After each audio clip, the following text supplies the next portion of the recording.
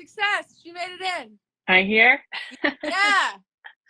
I'm trying to find something I can put my phone in. I'm like sitting in an office. I have to balance We have it. a question. It says, what are some techniques you use to get your emotional brain to agree with your logic brain, especially when it comes to relationships? Ooh, To get that's a good one. To get the two to agree, like wise mind, kind of. Yeah, I don't know if I get them to agree. It's more like they come to an understanding. I feel like it's often like a conversation in my head between sort of the two different parts, and then when they come to an agreement, that's kind of like being in wise mind. Because I don't know, sometimes my, like, I guess logically there may be times where it's like in a situation of conflict, the logical part of me might be like, well, this is more time and effort than it's worth, so just be done, right? Where the emotional side of me may be very attached to the situation, and so those two things just by default they're not on the same page, and coming to a, what's the word, compromise. What's your answer? So the question was how to get your logical brain and your emotional brain to come to agreement about a relationship. Was that it? Or I think it was in general when it comes to relationships. I guess I spend a lot of time thinking and kind of asking myself if I'm in wise mind, because if you do, dialectic behavior therapy, there's this concept of your emotion brain and your thinking brain coming together to form wise mind, and that's where you want to make decisions from. So I use some of those techniques, like asking, am I in wise mind? Breathing in wise, out mind. Sometimes I'll write things down. Like I did like a pros and cons of the question that I'm asking myself or the action I'm thinking of taking. And then usually when you've had the same, like when your urges don't change, you know what I'm saying? When I feel like I'm in my wise mind and I feel like I know what action I need to take, if I give it a little while, I continue feeling like that's the action I need to take. Like I'm not going back and forth. Like I should do this. I shouldn't do this. I kind of come to a place where I'm like, no, I think I should do this. And I let it sit. Yeah. I mean, I think I have a lot of internal conversations with myself. I mean, just yesterday, I was in a situation where I was expecting to do one thing and then I ended up doing something else. And my emotional reaction, this is in the context of being with people, my internal emotional reaction was like, and it came out a little bit, but I really wanted to be a brat and be like, this is not what I was expecting. I wanted to do this other thing. I thought we were doing this other thing, and now we're doing this. And like in my head, I had a conversation and was like, no, lashing out at people is not going to be an effective way to handle this. It's important that you're able to adapt to things and that you are not mean to people just because things didn't go the way you expected them to. And it was just straight up a back and forth conversation in my head, sort of getting me to a place where I could be okay with the moment. We have another. Oh, sorry. This is my Casey? Yep. Hi, how are you? If I may put in my 2 cents. About what? Logic mind and emotion mind? Yeah, go for it.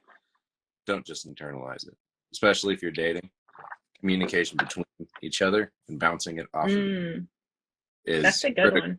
It builds your relationship, builds trust, and it can also help your partner learn about using their logic mind and emotion mind and how they can use that within the process as well.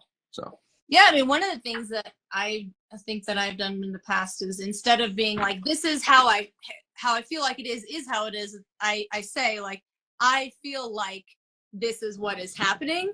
And that sort of gives him the opening to almost like play the other side for me, especially if I'm really having a hard time. I'm trying to think of a specific example. I don't know if there are any, but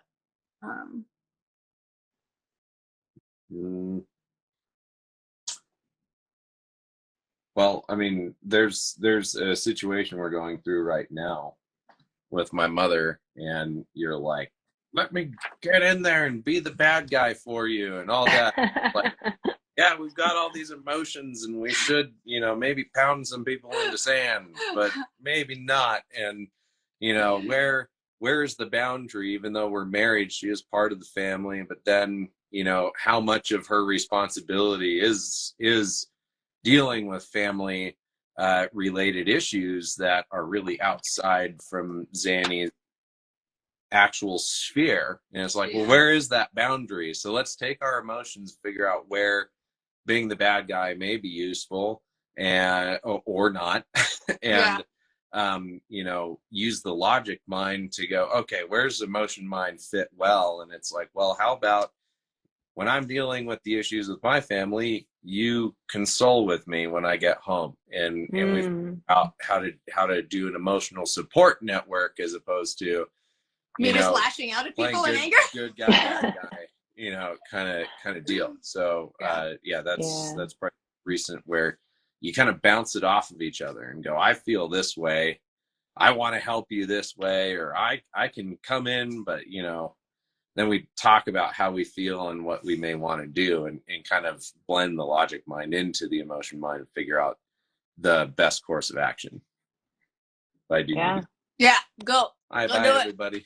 Hi, Georgette. Bye, Casey. One of the questions was, how do you tell someone? Also, BPD Bunch store these shirts are super awesome. Get them. Thank you. One of the questions was, how do you tell someone that you're dating that you have BPD? I tell them very early on. I tell them the people that I have dated since I've been back in the dating world, I tell them very early because I feel like it's because of the stigma surrounding it. I feel like if I'm not very open with it, I'm worried that it'll be seen as like I'm trying to hide something. And I know there's different opinions about this, about like how soon you should tell somebody. I'm generally a pretty good gauge as to whether like I want to pursue something with someone. Mm-hmm. So if I have that feeling like, hey, this is a potential good match, I'm open pretty early on. Like, hey, this is what I have. Here's some resources. I've had it for, my whole life. I've been in treatment this long. But I feel like that's good information to have up front. Yeah, I think it definitely depends. I've seen a lot of people have the approach of like, I really want to wait until they know me because I don't want them to judge me based on that. And I think that approach, that's a totally valid approach. I think for me, I told Casey on our first date, but I didn't use the words BPD. I said I have an emotion dysregulation disorder, which means that my emotions are more intense. They hit me faster, easier, stronger, and they tend to hang on longer than for the average person. And so I'm working on finding ways to manage that. And I don't remember when I used the words BPD, but for me, I think timing also, it depends a little bit where you are like in your life journey, because for me, it was like, I do not want to waste a second trying to figure something out with somebody who's not going to like be willing to be on this with me, because I don't have babies. I have only so many years to do that. So I want to get on it. So like, that's the context for me. It felt kind of more urgent.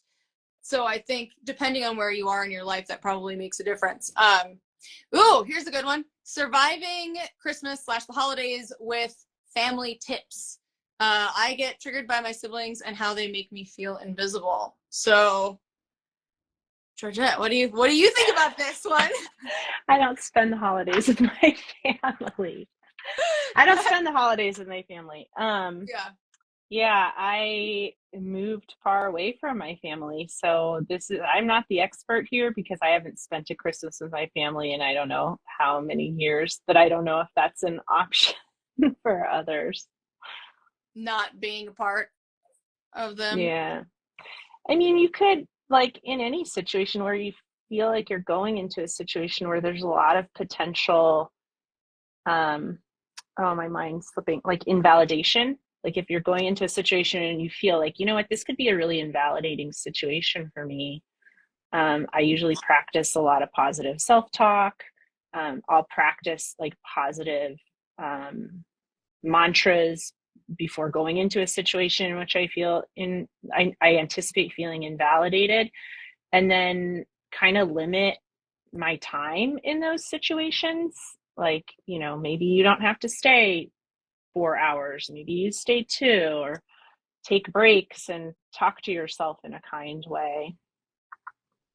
That would be my suggestion. I think knowing what your boundaries are before you go into a situation is really helpful. I'm fortunate that I don't have a lot of really like overt stuff happening in my family, but there are some people who will make kind of invalidating comments here and there. And I think it's one of those things where before I go into a situation, I think about what I am willing to put up with and what I'm not, so that when I get, and then it's like when I get stuff that's sort of below the absolute boundary threshold, it's like I can cope ahead for how am I going to deal with some of these things, which might be positive self-talk or taking a break or things like that. I like to have things to do with my hands, so like having a cup of water or like a cookie or something, I can just like be like, I'm very involved with my glass of water right now. I'm eating cookies. This cookie is so interesting. Yeah. But then, the second if somebody crosses a line, if you already know what that line is, then you can be like, all right, you know what? I have to take a walk. I gotta take a walk. And, I think having outs, it's like we have 2 dogs. It is not untrue that we do have to get back at some point to take care of them. And I may hop on that. I need to take care of the dogs train a little bit sooner than I might otherwise, if somebody crosses that boundary. I like that you said cope ahead, because I think that does help, like thinking about the situation that you're going to be in ahead of time and thinking up ways that you can kind of manage it is a good idea. Like just thinking things through. And then also like the holidays are enough as it is. Like this is not the time to confront people over you feeling invalid. Like to me, I would feel like this is not the time where I'm going to try and tell people my true feelings or anything like that. Cause it's like, there's so much, it's the holidays and all this. So I would shy away from having any type of like confrontation or anything. Like it's not going to go well. Yeah. I mean, I think for me, it's less about the holidays. It's more like a lot of these situations you're in a group setting. So I would be nervous to call someone out in a group setting because I wouldn't want it to turn into like a taking sides thing. I feel or much a dog pile. I feel much more comfortable dealing with conflict with someone one-on-one, and that may not always be possible. So it might be, if it's something serious enough, I might pull someone aside like on a later date and be like, hey, can we talk about what happened at such and such thing? But I think there are also some people in our lives who, for better or worse, are kind of stuck in their ways. And in some of those instances, it may not be the most effective thing to call them out, even though it might be the right thing. So there are some people who I kind of just am like, this is how you are. And I'm just going to kind of. That's one thing for me that's been really effective, is realizing like, this is just how these people or this person is. And like, that's how they are. And I don't have the energy to try and change them. Yeah. Somebody asked a question. How do you deal with people's reaction to you telling them you have BPD? I told my mom and sister and they both laughed and asked if I have multiple personalities. I didn't know how to deal with that. It's interesting that you mentioned this because it wasn't someone close to me, but I was at a gathering once and mentioned, since I, have run the BPD bunch, like it's not really a secret that I have BPD. And like when people ask what you do, for me, it's like, oh, well, I have borderline personality disorder and I made a show about it. Right. And somebody said like, oh, like that's that multiple personality thing, right? And it was in that particular situation, I was just like, I just kind of was like, she ended up going on and on and on and on, and I sort of politely excused myself from that conversation because it was clearly not going anywhere. Yeah. But I think if someone, it's hard because it's like, I think part of it is reading the room a little bit, right? Like, and what I mean is, do you get the sense that you can have a conversation with someone? Because if someone laughed like maybe they were uncomfortable, then I could have a conversation with, well, actually it's this, and here are the things about it, being prepared to talk about what it actually is. But if I got the sense that somebody was just, gonna laugh at me, and it was not an uncomfortable laughter, but more like dismissive, like they don't want to hear about it, I would probably be like, all right, I don't know if you're the person I want to tell about this stuff. I tried. Good luck with life. Yeah, and that question it's hard because it sounded like you were telling your mother and your sister, so like a loved one. So that's hard because that's a level of, I would think that would be a level of invalidation that they're not like, but they might also, it just might be a level of like ignorance, not ignorance in a negative way, but just like they don't know what that is. So it could be a matter of like offering, maybe you need to like, in a moment when you feel really invalidated, that's not the place, you're not in the right place to like offer information. You kind of need to like self-care for yourself. But it might be like, maybe they need more information. Maybe these are people that just aren't going to be that supportive. Like I told my mom has a form of dementia, so she's just kind of like, okay, to everything. Luckily, yeah. She's positive. But my dad was like, didn't want to know anything about it, just like didn't care, not exactly denied it, but I also know like that's him. And I just kind of, all right, whatever, just let it go. So it depends on the relationship you have with those people. But coming from it sounds like you told somebody who you were maybe looking for support too, and then not getting that can be really like, it's that invalidation. Yeah. So. Yeah, I mean, I think there's two parts to this. Part of it is, how do you take care of yourself and your emotions, and what do you say to the other person? And I think the order of priority there depends a little bit on what you feel like you can handle in that moment. Like, if you feel really emotionally overwhelmed, then probably the first priority is trying to deal with that emotional reaction and not worry too much about what you're trying to say to somebody else, because trying to overcome those emotions in that moment to communicate to somebody, in my experience, leads to it doesn't go very well. I'm emotionally overwhelmed, and doesn't really work out. And so I think figuring out which one of those is kind of the big issue.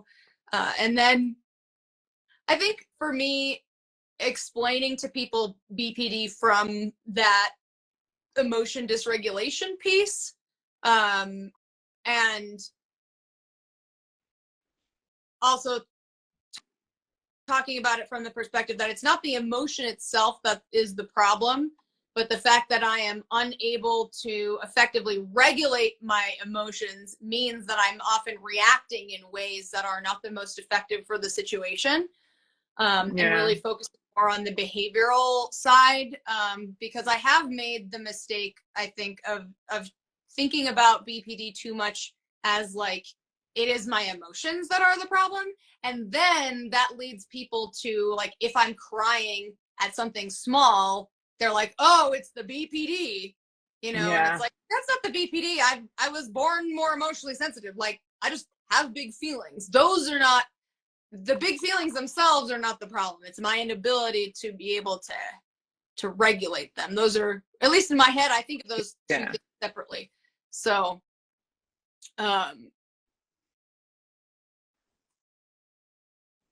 let's see. How do I become more confident in making decisions, like leaving a relationship when I'm scared to let go?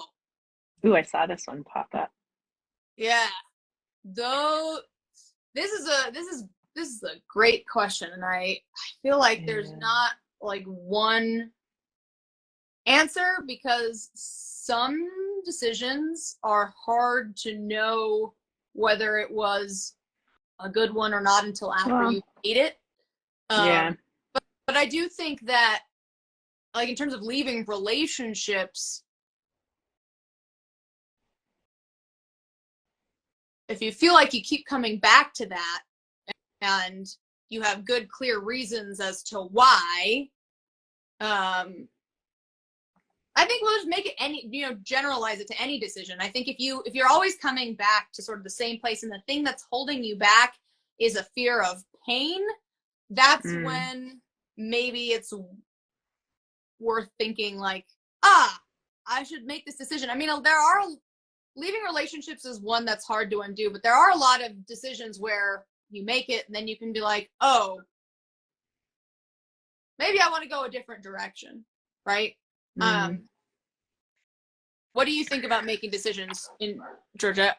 I find that in terms of like a relationship, I guess I'm assuming it's a romantic relationship. I don't know, but it could be a friend relationship. I find pros and cons are important, like writing things down so that I can see them. And I also like feel like a lot of times when we're waffling about something, it's because it's all up here. We probably haven't spoken it out loud, let alone written it. So I find that like getting it out of my head helps, because I think in your head it can kind of spiral and spiral and spiral and spiral. So for me, the act of writing things down in a pros and cons, or even just writing my thoughts down, can really help, because it helps me kind of see them and see like if there's a pattern there, like, I'm writing down a lot of unhappy thoughts. Maybe that's an indication that this relationship isn't working for me. Also, like looking at my values and like, does this relationship align with my values? Does staying in this relationship align with my values? Because if we're staying in a relationship because we're afraid to leave it, we're afraid for ourselves, right? We're afraid of pain. We're afraid of heartbreak. We're afraid maybe I've made the wrong decision, but is staying in it fair to the other person? Like, what's their investment, and how much are you hurting that other person by staying in a relationship that you, in your gut, not isn't working? So there's like a few different ways I think you can come at that. But for me, getting things out of my head and onto paper, or even just speaking them out loud, like I'll call a friend. Yeah. So this person, thank you so much for answering my question. It is a romantic relationship. He says he loves me, but isn't in love with me. It feels more like friends, and I'm scared to let go. I think that's I think he gave you your answer. Yeah, I mean, like, kind of I love a lot of things. A little bit. I mean, I've definitely been in relationships where it's, you're kind of just passing the time being next to each other rather than in a relationship. I do think the love versus in love is a strange thing to say, because I do think a way of, it's odd, because to me the feeling, the emotional feeling of love in a long-term romantic relationship does change. Like the butterflies and that sort of like anxiety, excitement that you get in the beginning eventually fades away when you get to be close and comfortable with someone, because you're not nervous anymore, and so that is,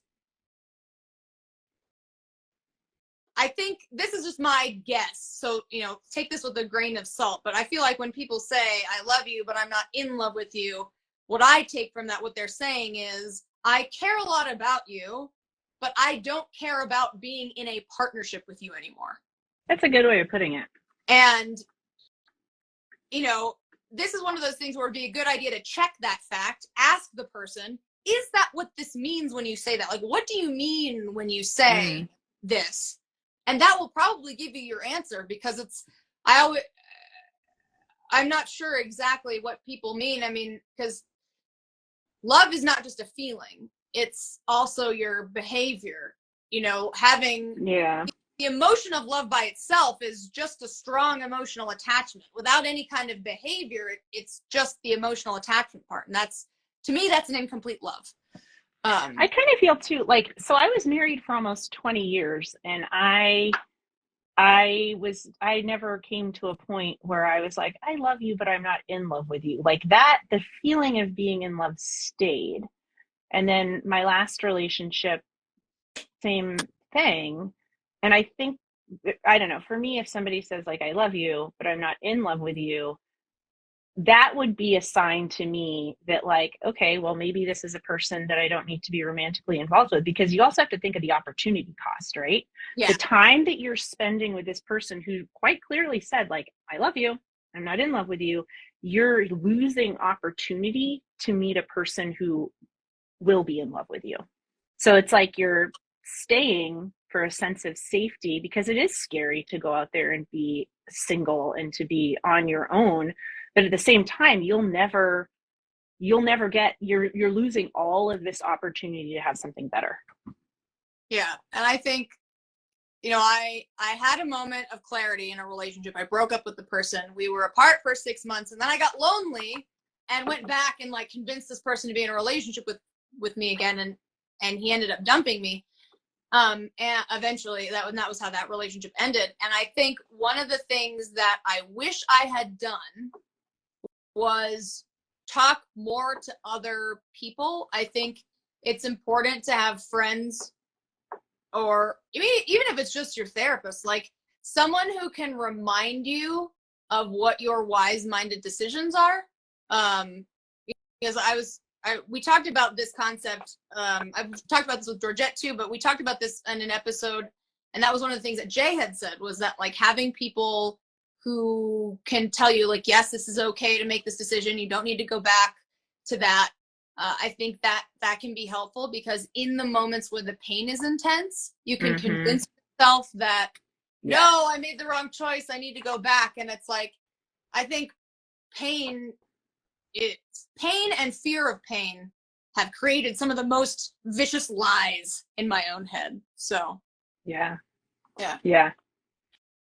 All right, the next question is, any tips for starting treatment?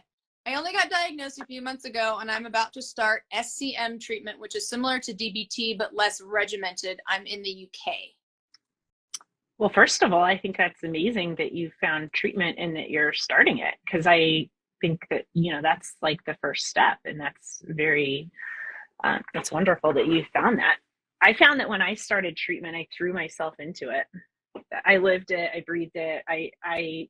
I was very motivated to be in it, and so I would print things up. I would always do my homework. In dialectic behavior therapy, you have homework. I would do my homework. I made sure I never missed a session. I just kind of took it.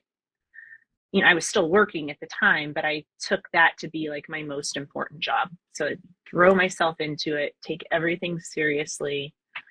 I also found a lot of comfort on Instagram, actually, like finding BPD accounts. And we've talked about this, Annie, how like you kind of go through almost like a timeline. Like at first I was following things that I really identified with, like, oh yeah, BPD, like, yeah, I've done this, I would have keyed your car, but I just started working on myself, which I still think is a hilarious meme. But so I found comfort through those things, because I felt like I had people that knew what I was feeling, like shared. And then over time, I started following less and less of that kind of content and more focused on recovery. But throw yourself into your journey is my advice. Yeah, I would say learn from my mistakes. One of the things, so I used to believe this myth that a therapy that works just changes you. Like, and it's very weird because I say I believe this myth, and it wasn't like something I was consciously thinking. But I've been in and out of therapy since I was 13. And I kept saying like, oh, this therapy doesn't work. And it was like, if I really sat down and thought about it, I was kind of expecting to be able to show up somewhere, be given some mystical information, and I would just be like, oh, I get it. I can do it now. Like expecting the therapy to change me. And I think there are a lot of people who will say certain therapies didn't work, and sometimes it's because just wasn't a good fit. But other times, and as was the case for me more often than not, I was expecting the therapy to change me and not using the therapy as a tool to change myself. And I think unless you approach it as this is a tool that I can use on myself, like if you're waiting for it to change you, it won't work. It won't work that way. And I think the other thing I would say is there are a lot of things in various therapies that you will learn, and cognitively, the concepts will seem so simple. And there might be a part of you that goes, man, if it was that easy, I would be fine already. And there's a cognitive error there. Simple doesn't mean easy. Just because a concept is easy to understand does not mean that it's easy to implement. I am still trying to, up my mindfulness skills. And, I have not qualified for a BPD diagnosis in 4 years. So, I just think that's an important sort of angle to kind of look at it, because, gosh, I have no idea how much time I wasted just thinking that therapy didn't work because there was no mystical thing that had just transformed me. So you have to do therapy, gives you tools, but you're doing all the work on yourself. Like you can't you don't get a participation grade just for showing up. Like you have to turn in your work. And I mean, I almost got kicked out of DBT, actually. Like, full disclosure, I was in my second round of DBT, and in the beginning I was like, ooh, it felt almost like magic a little bit at first, because there are some skills like dunking your face in ice water where you're kind of using your own body chemistry to your own advantage. And some of those things felt almost like magic. And I was like, ooh, this is the thing I've been using. But then some of the harder skills like mindfulness, radical acceptance, being all of those skills that require a lot more work, I wasn't putting in work. I was really mailing it in. And my therapist, bless her, she called me out on it. And she said it much more nicely than this, but the conversation was basically, if you don't start putting in the effort, you're not going to get anything out of it.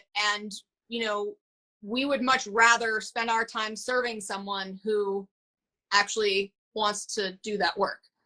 And, that was a hard conversation for her to navigate, but she did it exactly the right time. It delivered perfect. It lit a fire under my butt. And then I was like, that was, oh, yes. Okay. So I get it. It's like, it definitely is, it's hard, but, and it's not that DBT has to be your thing, just to say, but any therapy, any therapy, anything you do, you have to, it's not a magic pill. It's a lot of work. Any therapy you engage in, BPD, no BPD, it's a lot of work. It's a lot of personal work, and it's hard work. Yeah, I think one of the things a lot of the skills that I hated in the beginning, things like mindfulness and meditation, I hated them because they made me uncomfortable. And at first I was like, oh, this is making me worse. And then I realized, oh, this is forcing me to sit with the parts of myself that I'm avoiding. And it took me a long time to get to the point where I had the courage to sit with that part of myself. I think you have to learn distress tolerance first for that kind of thing, because you're putting yourself in distress by sitting with those feelings, and you kind of have to learn how to tolerate that first. Yeah. Usually the first thing that people take to is the distress tolerance stuff. I think mindfulness is so important, but distress tolerance is what you're using. I mean, I was a distress tolerance expert because that's all I was using for quite a while before I could move out of that and go more into the other realms. Yeah. So we had some other questions about how do you feel about calling BPD EUPD? I feel like the use of unstable sets it back so much. And someone else says, my therapist wants to see it relabeled as emotional intensity disorder. I agree. I personally agree with the EUPD. I don't. You agree that you shouldn't be using it because of the unstable, or you agree with So I personally don't like the term unstable. Yeah. Because It's negative. Well, it's negative, but it also feels like,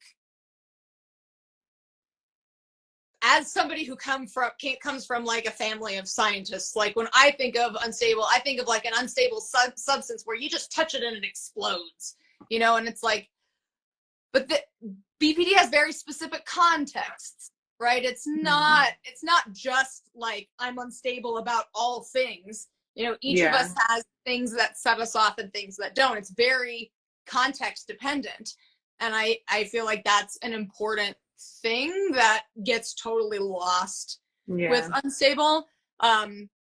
Emotional intensity disorder is better. Again, I like to focus on the dysregulation aspect, like the fact that it's a regulatory issue. Yes.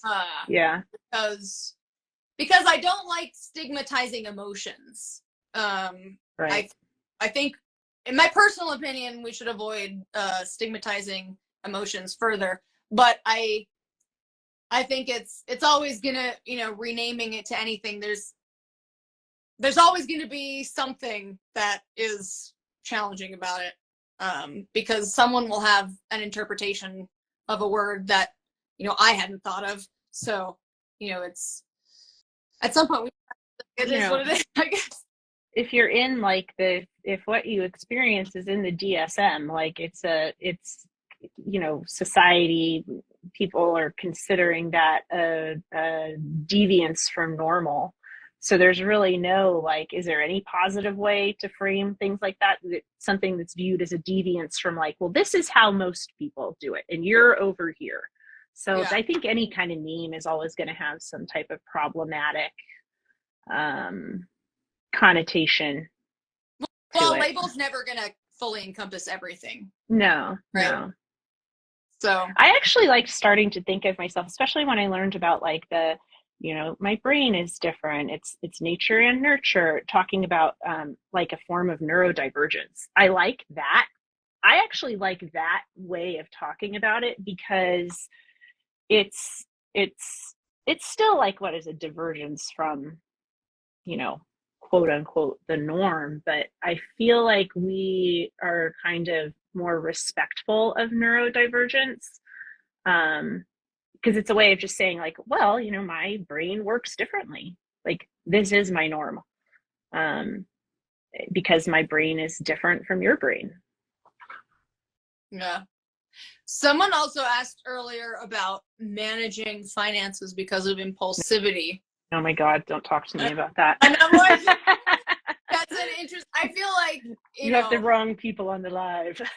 No. Well, the reason I hesitated to answer it was just because, like, I don't feel like qualified to give anybody financial advice. But I think in terms of like managing the symptom of impulsivity in general, because people who struggle with the impulsivity symptom have different outlets, right? Like, some people are gonna have problems with spending, and some people are gonna have problems with reckless driving or whatever.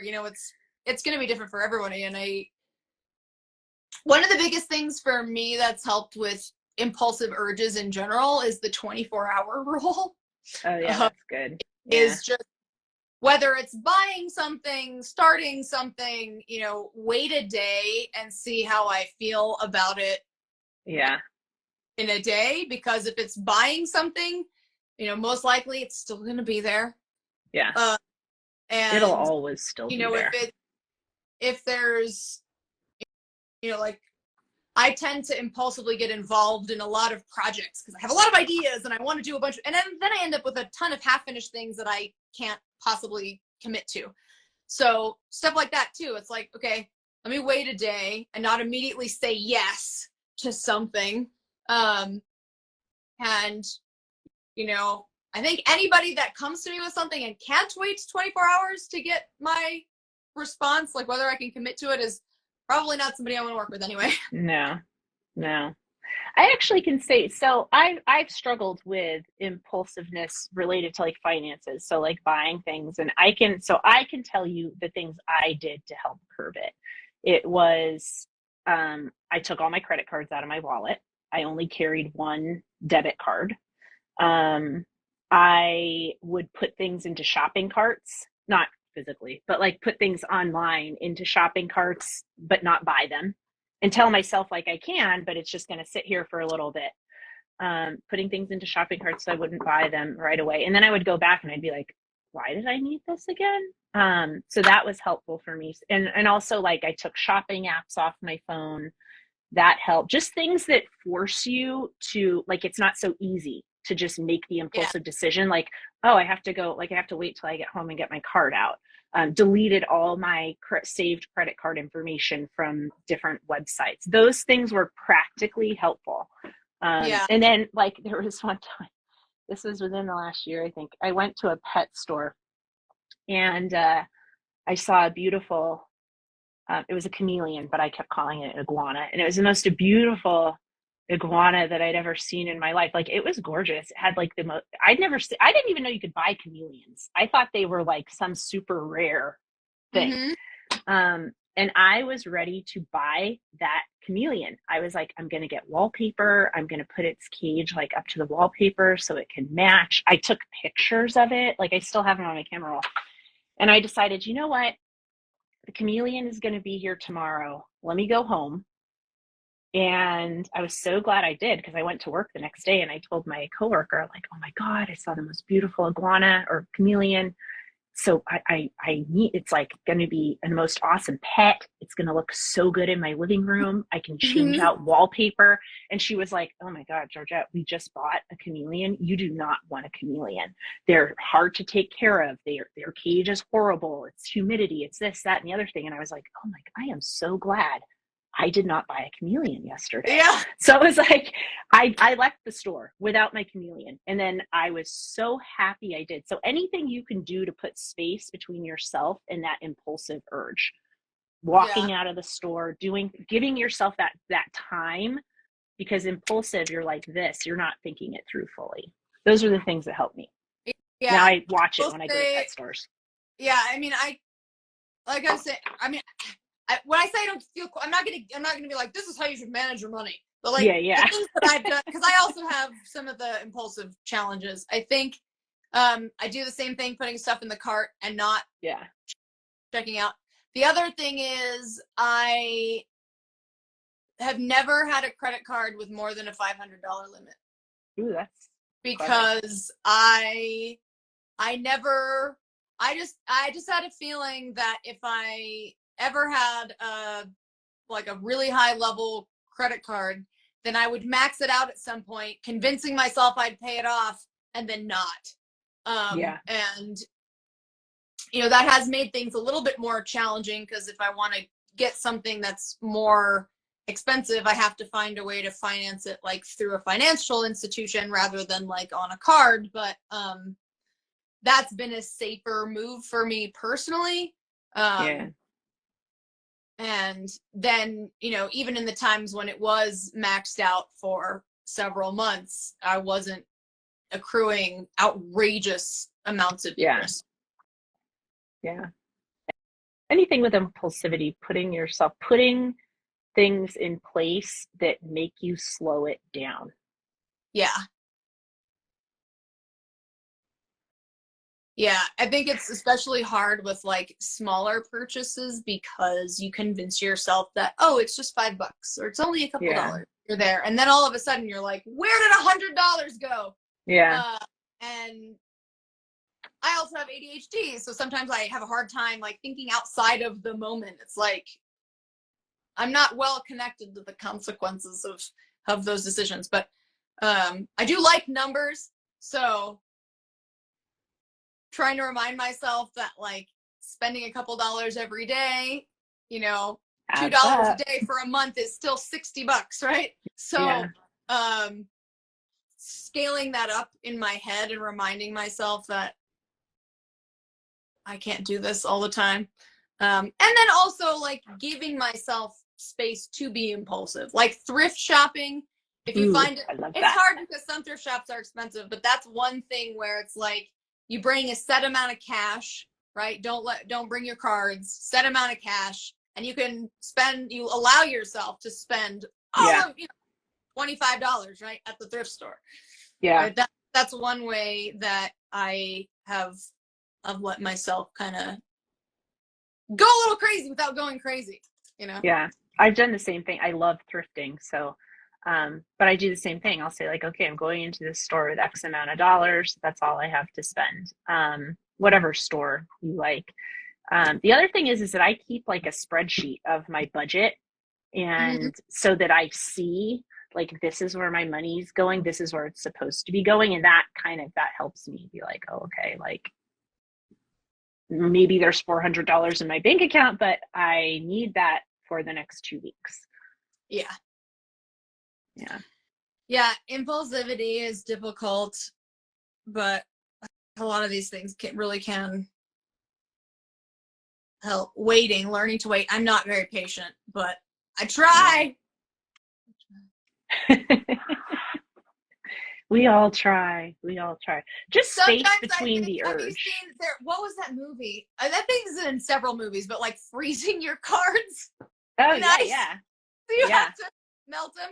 I mean, if you got a real serious issue, then that's one thing you could do. I've never done that, but I mean, I think if I really was having a hard time, I would do that, because then you still have them in case of emergency, but you really have to like melt through that block of ice. Yeah. Well, my problem was I'm good at memorizing numbers. So I would like memorize the numbers. So, but then like if a card got lost or something, they send you a new card. So I'd be like, okay, I'm not going to memorize this number. Anything that puts space between the urge and the action. Yeah. And this goes for all impulsive behavior. I mean, I think, when I have a strong emotional reaction to something, like with another person, sometimes even like just taking a step back and being like, I'm not going to react to this right now. Also be really helpful. Yeah.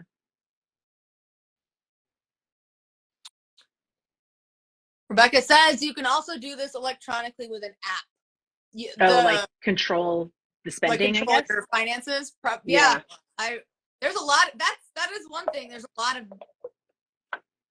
As somebody who was like a child in the early 2000s, I always forget about this, but like any problem you have that's in the world, I mean, not all therapy problems, but a lot of like common issues like overspending or things, there's an app for that these days.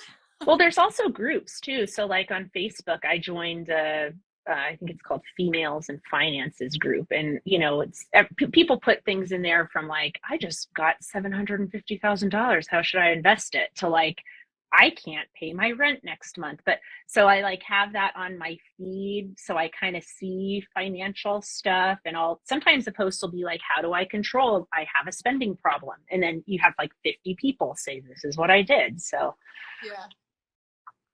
Yeah. Okay. So what she says is there are apps or passwords, I think that's what that means, that you can use that will allow you to like freeze your own cards, so you can't. Oh yeah, that was one thing I actually did, was I put a freeze on my own credit.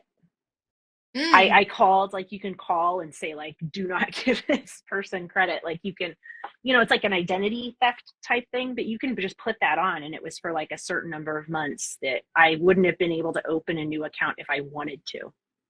Yeah. Yeah, it's good to take that space.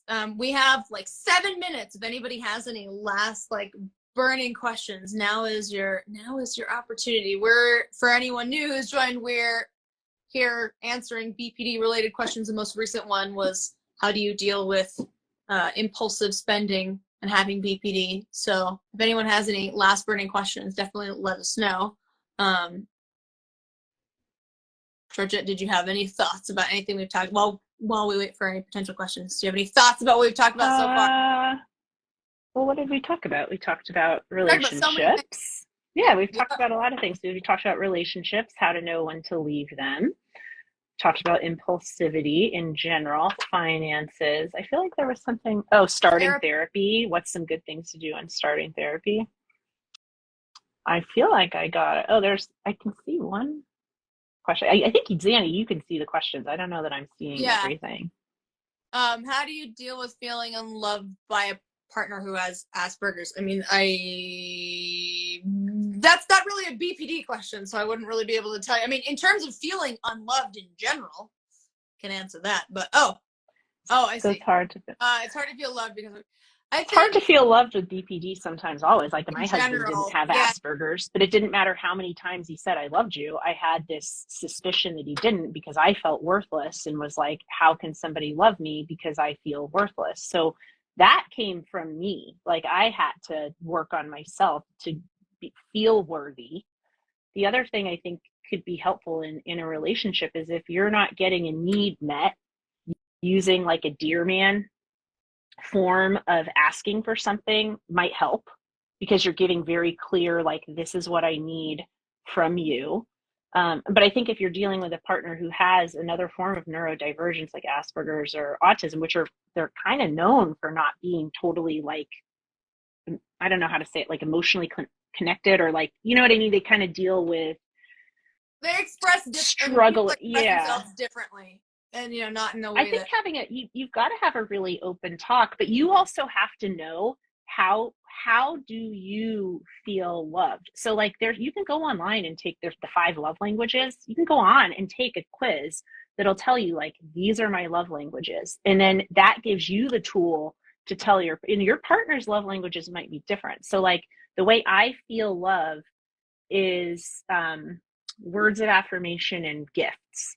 So I tend to use words of affirmation and gifts with my partner. That might not be that partner's love language. So I think learning each other's love languages, and so you can speak your partner's language and your partner can speak your language, is probably really helpful, because I would assume your partner does love you and they're trying to show you that, but it's like they're speaking in one language and you speak another. So there's that disconnect. Yeah, I mean, I'm thinking about my own relationship with my husband, he was on here earlier. He's definitely not as emotionally expressive as I am. Yeah. And sometimes I think that I want a certain reaction from him that I don't get. And so I think the communication is important, and I also think that it's a balance between getting what you want and wanting what you get. Meaning that, like, getting what you want and acceptance, right? That the person that you're with is imperfect and not always able to validate and love you in the way that you might want them to. And because that's true for every relationship. Like, there are no people who like perfectly love each other all the time. And so I think especially, it's kind of like if you have BPD and you're in a relationship with anyone not as emotionally expressive as you are, it can feel imbalanced. And I think, so like for me, for example, I learn to recognize that some of the things that my husband does for me, like bringing me coffee or doing things around the house, stuff like that, is him showing love for me, even if it's not always in a lovey-dovey way. I mean, he can be very lovey-dovey as well. That's acts of service. That's actually a love language. So that's acts of service, and that might be his love language. So he's speaking his love language to you. But again, like, if that's not your love language, you're like, oh yeah, thanks for the coffee, but what I really need is to hear that I'm pretty. You know what I mean? Like, that's why I think that love language thing, I think, is really really useful. And there's a free quiz online. Like, it's free. Emails you your results. Yeah, but I guess what I'm saying is like even when you know that, like, accepting that is acceptance. That those different are there. Because and I think learning to validate and love yourself, which is, I think, that's number one. That's number that's one. Very hard. Can't feel that. You can't get that from another person until you believe it about yourself. That's what was true for me. I had to spend time validating myself, like learning to love myself, so that when somebody told me they did, I could hear that and believe them and take them at their word and appreciate that. Like I stopped being so suspicious because I knew like, yeah, I am deserving of this. But that's a lot of inner work that you have to do in order to receive. Yeah, I think also the less I wrap up my identity and value in how my husband is behaving towards me, I think then it's like, you know, if he doesn't have the exact reaction that I'm hoping for, it's not as big of a deal, because it's like, it's not really about me. It's more about like him. Right. So I think that is, there's a lot of different ways to attack this, right? There's a self-acceptance part. There's the identity piece. There's the love languages aspect. The communication, like you need to have an open communication. Yeah. Well, it's 2:00 and I hate to cut myself short, but my lunch is over. We're done. We're done with it. Thank you, this everyone. Was so fun. And somebody said Vienna, I don't know how I'm pronouncing it. Vienna said their love language is to like us and listen to our podcast. And so that's awesome. That's a great love language. Thank you so much, everyone, for watching. If you missed any part of this, we will be uploading the recording of this to YouTube and to Spotify, so you'll be able to check out the rest of it. And thanks so much for hanging out. We'll see you next time. Bye. Bye.